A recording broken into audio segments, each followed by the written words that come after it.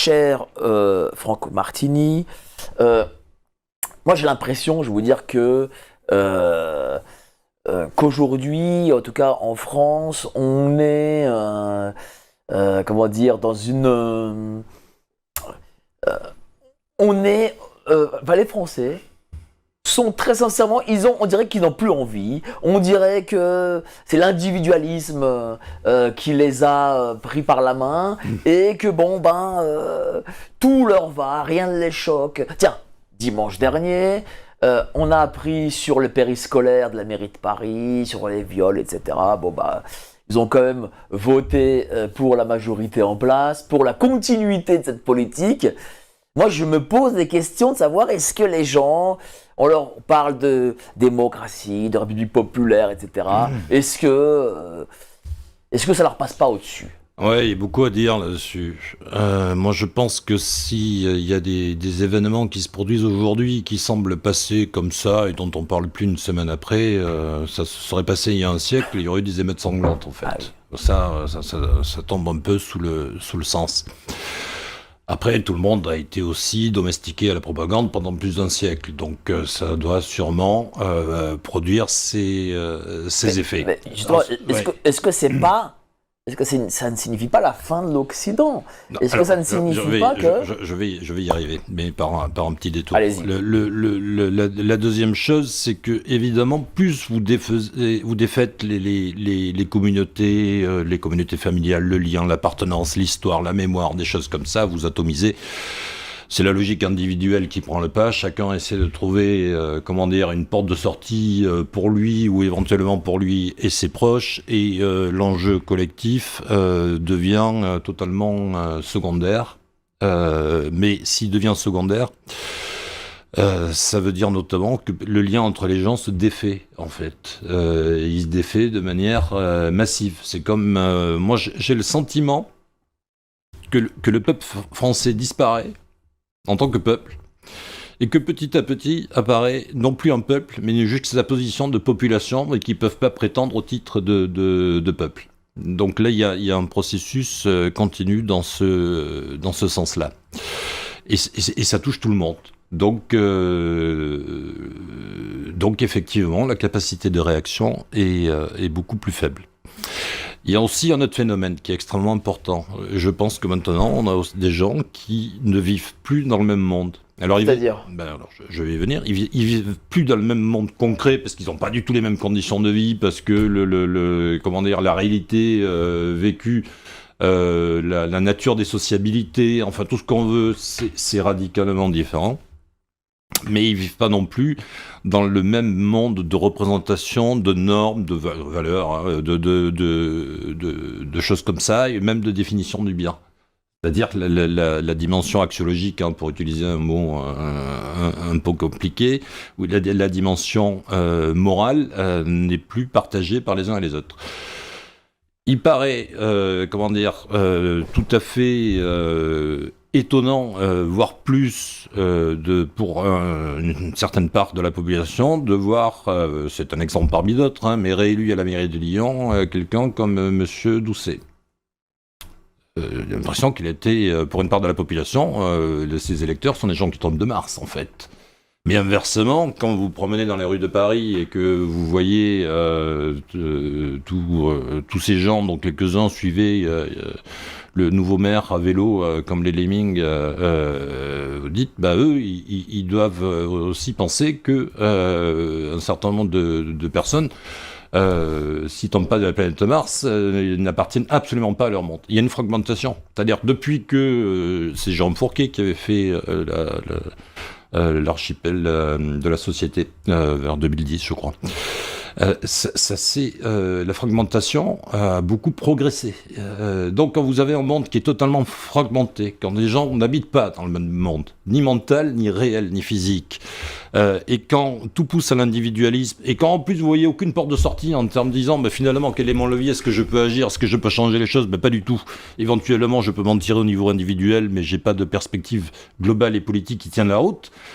vous obtenez la passivité. Ça ne veut pas dire que les gens sont passifs en eux-mêmes, ça ne veut pas dire qu'ils sont tous passifs, ça ne veut pas dire que des mouvements ne peuvent pas exister, hein. Les Gilets jaunes l'ont prouvé, puis ça reviendra probablement des choses comme ça, mais en attendant, vous êtes capable de faire absorber par la fragmentation de la société, par l'individualisation et par l'organisation de l'impuissance, un seuil d'acceptation extraordinaire.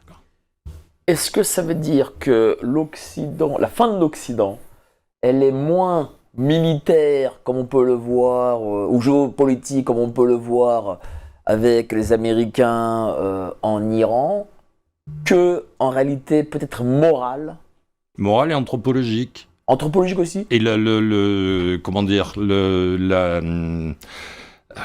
ce qui est fait du point de vue géopolitique n'est que le reflet de ce qui se passe dans des processus un peu plus profonds.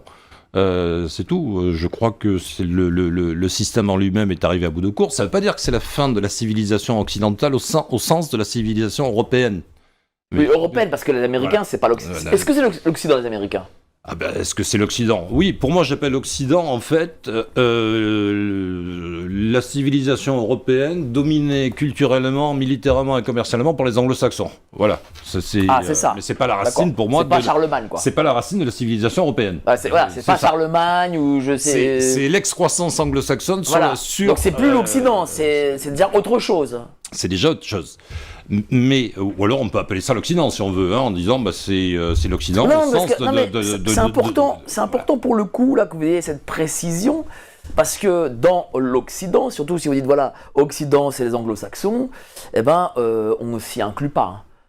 Enfin, non, et voilà. je crois que de toute façon on a intérêt à retrouver des modèles pour partie qui sont des modèles qui nous Donc le modèle anglo-saxon, lui... Et il va nous entraîner avec lui, là, si ça continue, c'est certain. Mais lui, il est extrêmement mal engagé.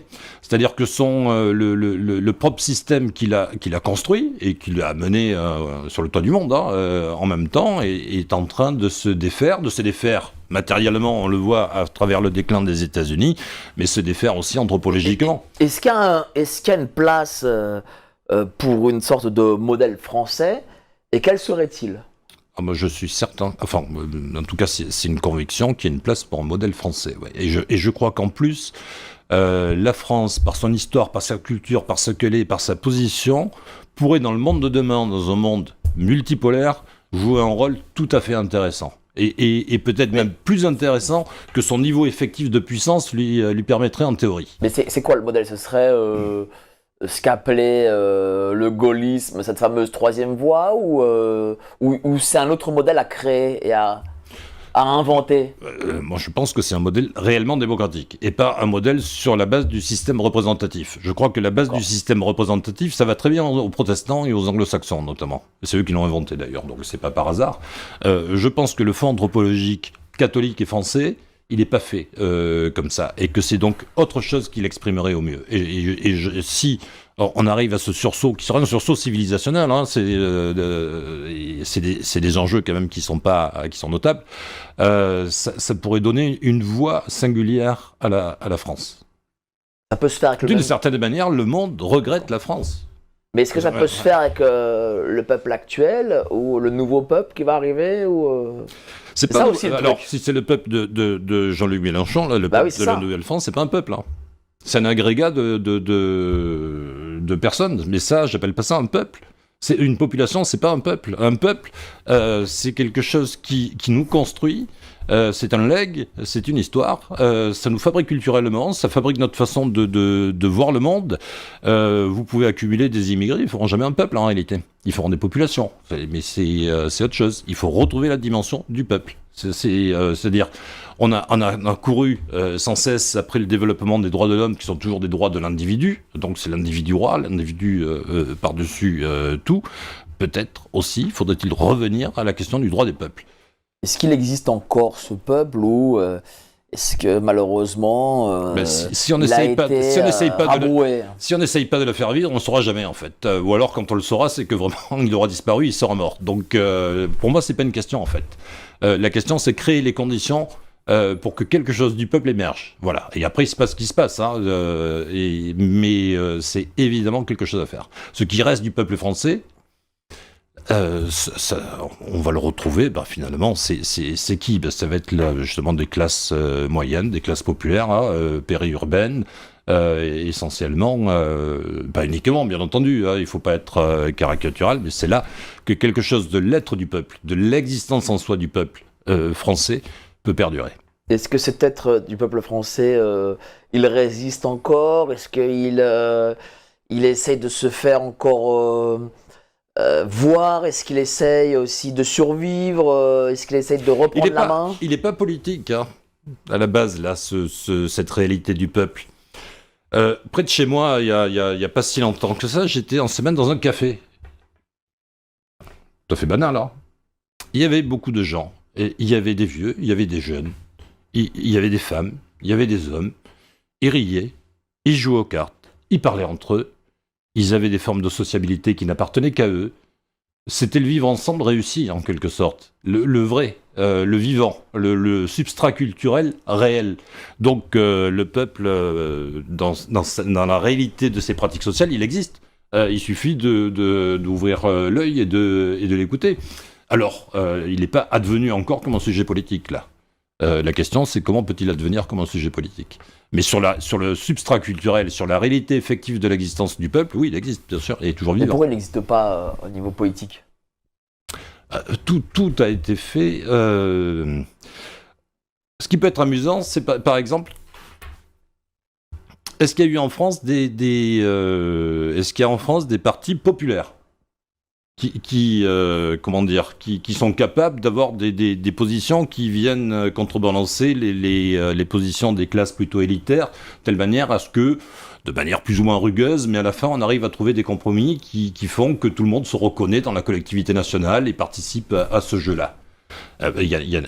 Pour moi, j'en connais deux. Il y a eu le Parti communiste, qui était certes une marionnette de l'URSS, mais qui n'était pas que ça, puisqu'il représentait, normalement, quand même, la majorité de la classe. Et puis, le Parti communiste, et puis, il crée une société dans la société. Oui. Vous prenez, par exemple, la banlieue rouge, il y avait les vacances du Parti communiste, il y avait, Disney du Parti communiste avec les Pif et Hercule. Oui, il y avait la mutuelle, il y avait la bande dessinée, il y avait tout. Il y avait le monde, voilà. Mais quel autre, à part ça?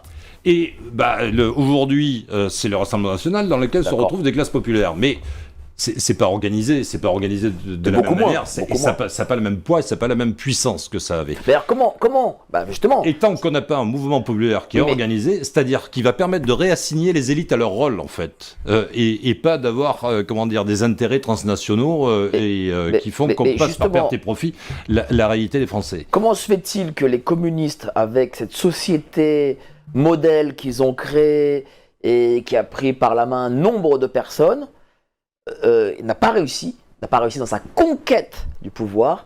Comment, et du coup, est-ce que le Rassemblement national, qui est bien moins fort, réussirait? Mais finalement, peut-être que pour le Parti communiste, l'intéressant, c'était pas qu'il ait le pouvoir, c'était qu'il existe comme force de contrepoids. Ça, c'était plus intéressant.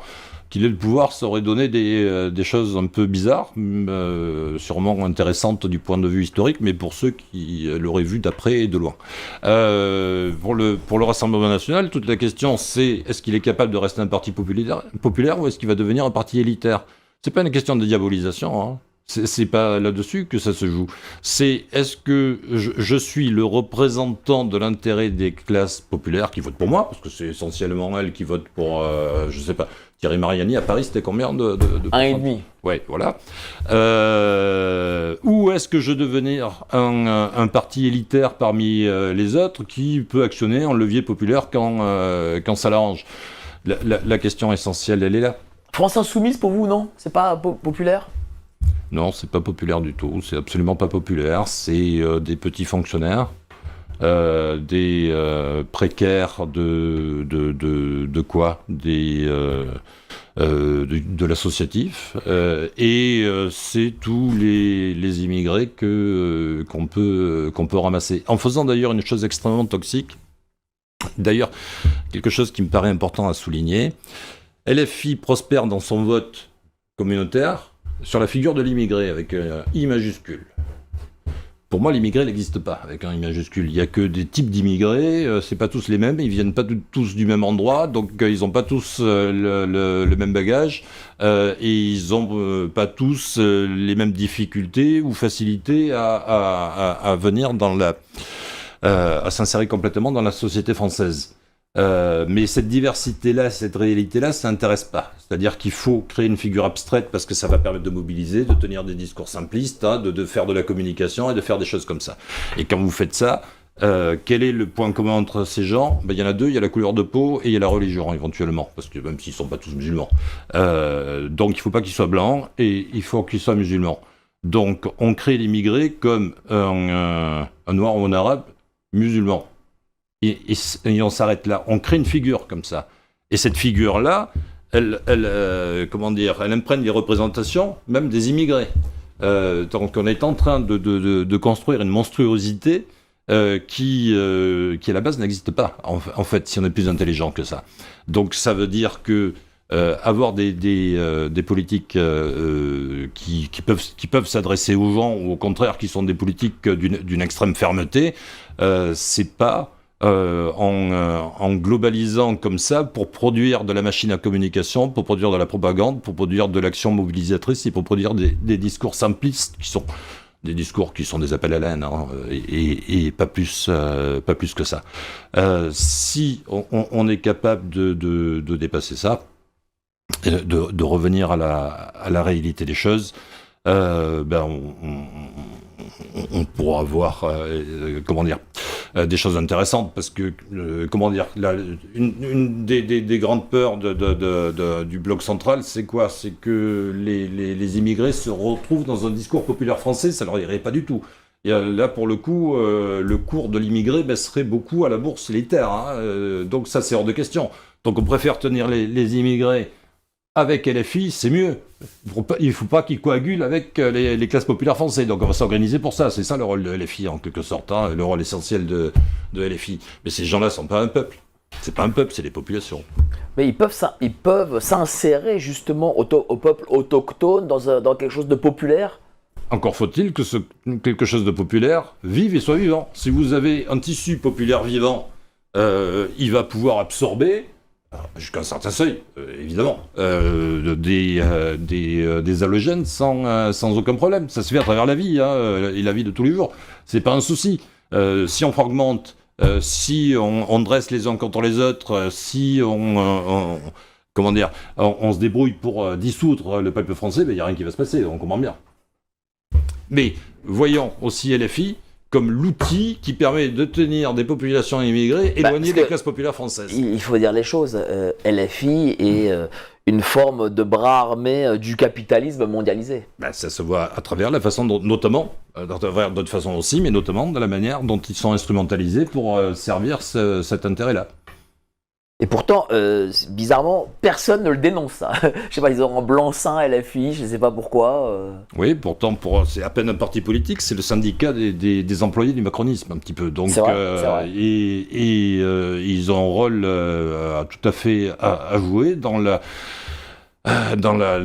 mise en scène oligarchique à laquelle on assiste. Donc, et après, de tous les discours, par exemple, les discours sur le racisme, la montée en puissance du discours sur le racisme, ça permet de culpabiliser le popu traditionnel et moyen, de lui faire comprendre que s'il y a des choses qui lui plaisent pas, il faut pas le dire parce que sinon c'est pas bien. Ça permet de criminaliser, ça permet de créer des oppositions entre des populations, c'est merveilleux. Mais ce niveau d'utilisation du concept de racisme et son développement complètement délirant, comme si la France n'avait que ce problème en fait, c'est instrumental. C'est d'abord instrumental. Donc c'est la propagande perpétuelle qui est là pour fragmenter d'abord. Parce que beaucoup vivent sur la bête, parce que, entre les associations, les vedettes... J'ai fait ma carrière dans le conseil, en analysant les organisations. Et donc il m'arrivait évidemment d'analyser des organisations dysfonctionnelles. Donc c'est pour ça en général qu'on était appelés, puisqu'il y avait des problèmes. Et il y avait quand même un certain nombre de cas Où d'abord les gens vous disent ben non c'est dysfonctionnel, mais vous voyez vu la situation ça peut pas fonctionner autrement. Je disais mais dans la boîte d'à côté à 50 km ça fonctionne différemment et ça marche très bien, donc on n'a pas ces problèmes. Donc déjà imaginez que les choses puissent être différentes. Premier effort d'imagination. Et après on leur expliquait comment ça pourrait marcher mieux. Bah, il arrivait quand même, mais pas si rarement que ça, que quand même les dirigeants ou des cadres importants se rendent compte de ce qu'il fallait remettre en cause pour que ça se mette à marcher vraiment, ils étaient beaucoup moins chauds pour que les choses s'améliorent. Quoi ?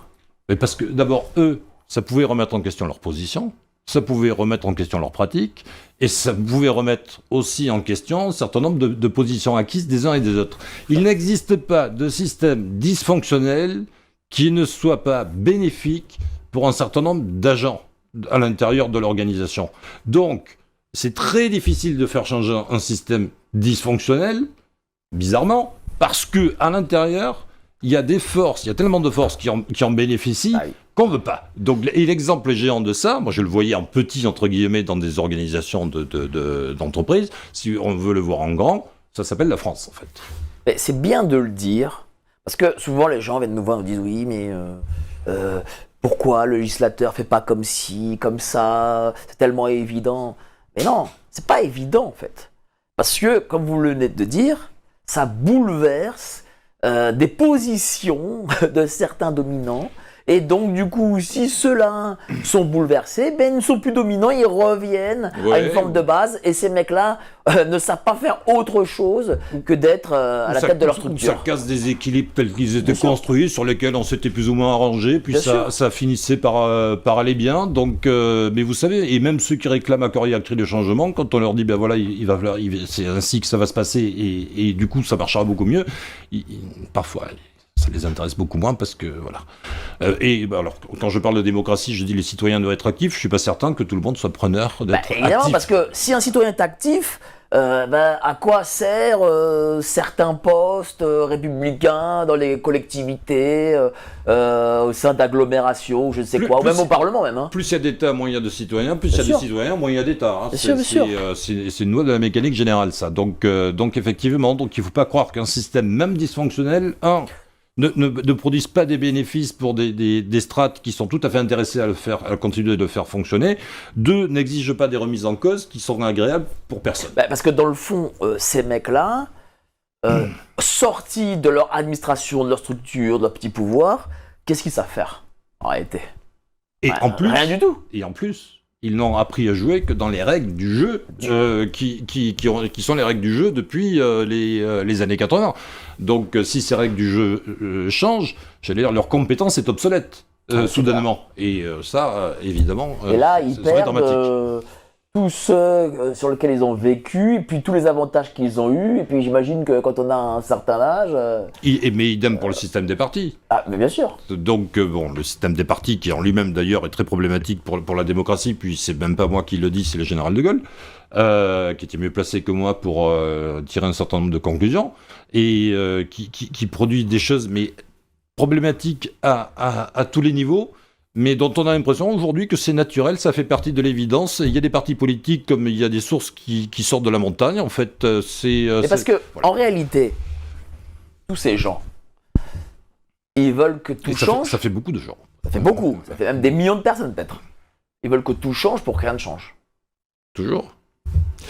En plus, le changement, c'est un peu leur fond de commerce, parce que moi, je me souviens, et depuis que je suis jeune, j'ai entendu des leçons qui m'étaient faites de différentes tonalités, de différentes manières, sur il faut s'adapter, il faut changer, et ça, c'est le libéralisme, le néolibéralisme qui porte cette marque-là, de l'adaptation au changement perpétuel.